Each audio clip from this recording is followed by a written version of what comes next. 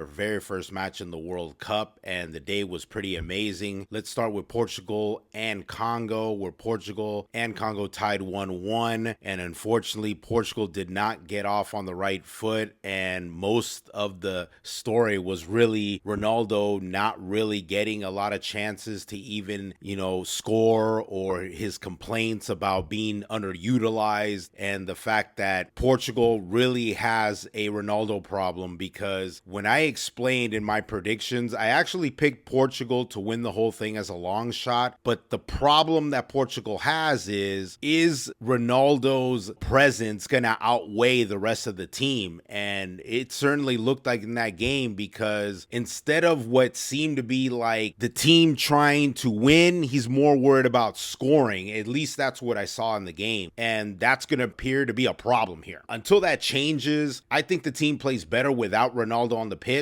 But as long as he's there, and as long as he's playing with the rest of those 10 players on the pitch, and he continues to be this way, it's going to be a problem for Portugal moving forward. But Congo managed to get their very first goal in their debut, and it was awesome. Miami was rocking, and we'll see what happens moving forward, because this group definitely is going to be interesting. So we'll have a lot to talk about moving forward as they play their second and third game. But in the second game, England and Croatia was pretty exciting. That was, to me, the game of the day. 2 goals by Harry Kane, one by Rashford, and one by Jude Bellingham. And then Croatia just, they look great. They competed, but once again, England really looked good. I mean, at times they looked like they were going to be pressed and they were going to feel the pressure. England definitely responded. Harry Kane scored on a penalty kick in the beginning of the game. At first, Livakovic, ended up stepping a little bit forward, so they had to repeat it, and Kane ended up scoring. The horrible foul that Luka Modric made on Mueke to actually give that penalty to England, that's what kind of started it all. And then Croatia came back, and